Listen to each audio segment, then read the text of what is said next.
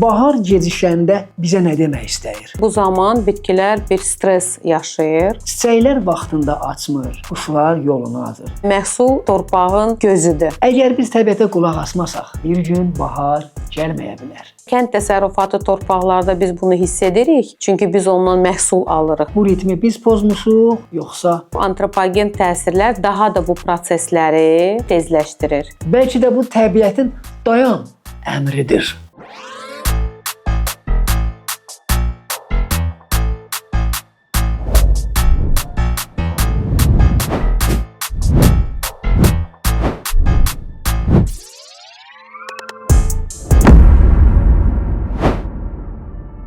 Salam dostlar. Bahar niyə gecişir? Yoxsa təbiət yox, biz dəyişmişik. Çiçəklər vaxtında açmır, quşlar yolunu azır. Torpaq məhsul verməyə elə bil son vaxtlar tələsmir. İqlim dəyişir, fəsillər qarışır. Təqvimin günləri ilə təbiət bir-birinə uyğun gəlmir. Bunun səbəbi nədir? Məhz bu verilişimizdə gecikmiş baharın əsas səbəblərindən danışacağıq. Verilişimizin daimi qonağı Bio-nanotexnologiyalar üzrə elmlər doktoru Vəfa xanım Qasımovadır. Hər vaxtınız xeyirli olsun Vəfa xanım. Hər vaxtınız xeyir, çox sağ olun. Vəfa xanım, iqlim dəyişikliyi fəsillərin gəlişini necə dəyişir? Artıq baharın gəlişi təbiətin ritmi ilə uyğun gəlmir son vaxtlar. Bu ritmi biz pozmuşuq, yoxsa kim? Ətraf mühitdə gedən təbii proseslərdir və gördüyümüz kimi nəinki bahar fəsli, yay fəsli, qış fəsli, payız fəsli tamamilə fərqli aylarda daxil olur. İnsanların təsiri nəticəsində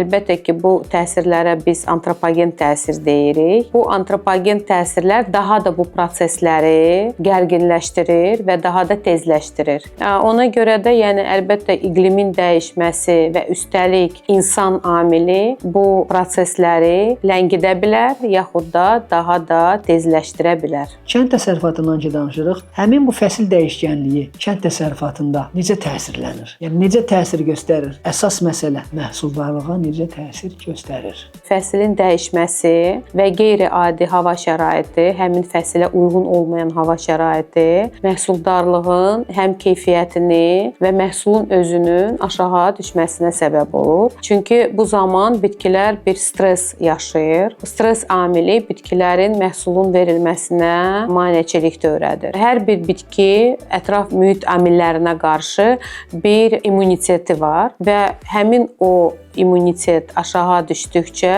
məhsuldarlıq da aşağı düşür. Nəinki məhsulun özü, keyfiyyəti də. Ona görə də əlbəttə ki, iqlimin dəyişməsi həm torpağa, həm məhsula ciddi təsiri var. Məsəl üçün erkən və yaxud da gec çiçəkləyən bitkilər ekosistemin balansına necə təsir göstərir və arılar, quşlar və torpaq canlıları bu dəyişikliklərə qarşı necə reaksiya verir? Bütün canlılar iqlim şəraitindən asılı olaraq bitkilərin vegetasiya dövrü var. Həşəratların və digər canlıların həmin o temperaturundan asılı olaraq fəaliyyəti mövcuddur və əgər o fəaliyyətə təsir edən amillər varsa, deməli o canlılar ya məhv olur, yaxud da tamamilə o bioloji müxtəlifliyi qoruya bilmir. Ona görə yəni bu proseslər bir-birinə bağlı olan bir proseslərdir. İqlimin dəyişikliyi təkcə bir sistemə təsir etmir, bütövlükdə bütün sistemlərə təsir edir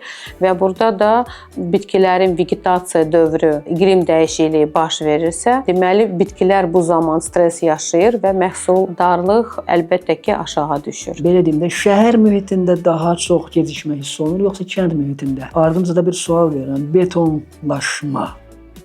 Betonlaşma, hava çirkinliyi və urbanizasiya necə təsir göstərir? Bunu biz ən çox kənd təsərrüfatı torpaqlarda görə bilirik. Çünki kənd təsərrüfatı torpaqlar bizə məhsul verir və məhsulun üzərində biz həmin o dəyişiklikləri görə bilirik. Şəhər torpaqlarında isə müxtəlif çirklənmələr, urbanizasiya sadalığımız həmin o amillər torpağın tərkibinə daxil olur və torpaq onu saxlayır və torpaq haçan həmin o çirklənmələr çirklənmələri havaya buraxır. Həmin o iqlimin dəyişikliyi nəticəsində buharlama yaranır və buxar tərkibinə daxil olur və geoloji dövran çərçivəsində ətraf mühitə daxil olur və bu da insanlara, digər canlı orqanizmlərə əlbəttə təsir göstərir. Amma insan onu hiss etmir. Kənd təsərrüfatı torpaqlarda biz bunu hiss edirik, çünki biz ondan məhsul alırıq və məhsul torpağın gözüdür. Biz məhsulu alanda torpağın tərkibini görürük. Amma şəhər torpaqlarında